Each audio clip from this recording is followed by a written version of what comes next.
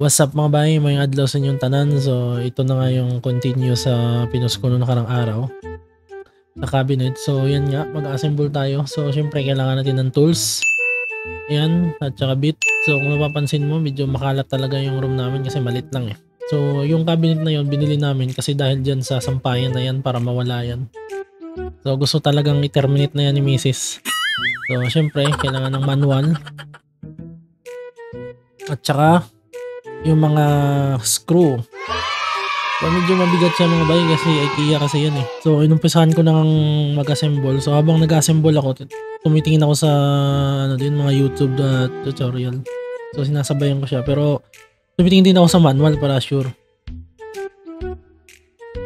So at sa yan na nga mga bay, medyo mabigat talaga siya. So nahirapan ako. So kung medyo hindi ka sanay sa pagbubuhat kailangan dalawa kayo. So, at saka kailangan mo rin ng rubber mallet pala o martilyo. So pag nagpukpok ka, dandahan lang kasi medyo masilan yung yung kahoy. So yan, medyo mabigat. At inumpisahan ko nating mag-assemble mga bay. Siyempre kailangan tumingin tayo sa manual. At yun nga, may guide din tayo sa YouTube.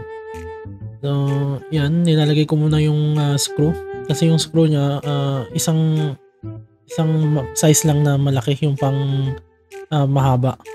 So bawat kanto nilalagyan mo nun. At saka may kahoy din siya na yung parang sa mga slot, yung mga butas na parang dun lang siya magkoconnect at maglalak.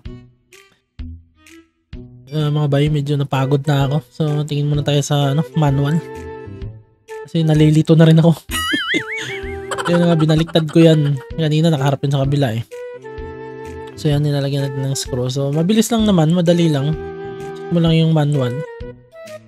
So kinakabit ko na yung baba at saka yung sa taas niya. So yung mga maliliit yan yung mga division niya. So may division siya na maliit at saka hangiran na malaki. So kinakabit na natin yung screw at medyo nangawit na talaga yan. Isang oras na yan mga bay. So isang oras na ako yan. So ikakabit na natin yung sa baba, yung paa niya. Yung paa niya may kasamang plastic, so ilalagay mo rin yung plastic at saka i-screw mo. Huwag mong kalimutan yung maliit na screw.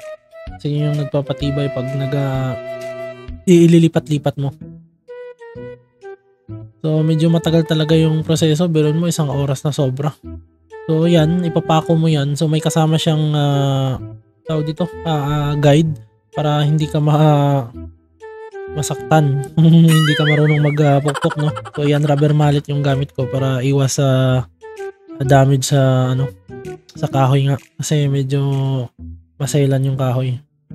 So nangawit na yung likod ni Manoy. So ito, bala ko na tong patayo kasi medyo malapit na matapos yan eh. Iusod lang natin konti at itatayo na natin. So yung pagtayo niyan medyo mabigat talaga. So dinandahan ko lang yan pag usod kasi nakakarpit eh. Pero hindi naman masira yung carpet kasi nga may plastic dun sa ilalim. Yung parang paa niya. So plastic siya. Yan ang awit na mga bay, nakakapagod. Mahirap mag-isa, sana kayo. So tingin-tingin lang tayo sa manual kasi may kulang pa yan yung sa pintuan niya.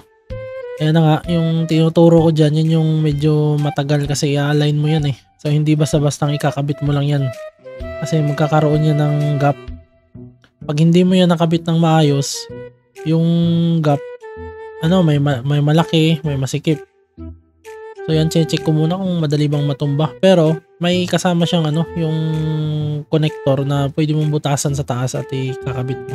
So yun nga mga bay, nailagay ko na yung cabinet doon sa kabila. Yan yung dati naming cabinet. So gagawa ako ng video niyan kung paano yan, yung maliliit na cubes na yan. So plano nga namin yung cabinet na yan, lagay namin doon sa gilid, baliktad namin para maglalagay kami ng maliit na sopa. So at ito na nga yung loob niya. Maganda siya mga bay, malaki. So dyan ako natagalan pag-a-adjust dyan. Kasi kung mapapansin nyo, may gap siya yan sa pintuan. So kailangan magpantay talaga siya. Kaya yung gap na yan. So kailangan papantayin mo yun dyan kasi hindi magandang tingnan. Yan, di ba? Pantay na pantay. So paano mga bay? Yun lang. Matsalam!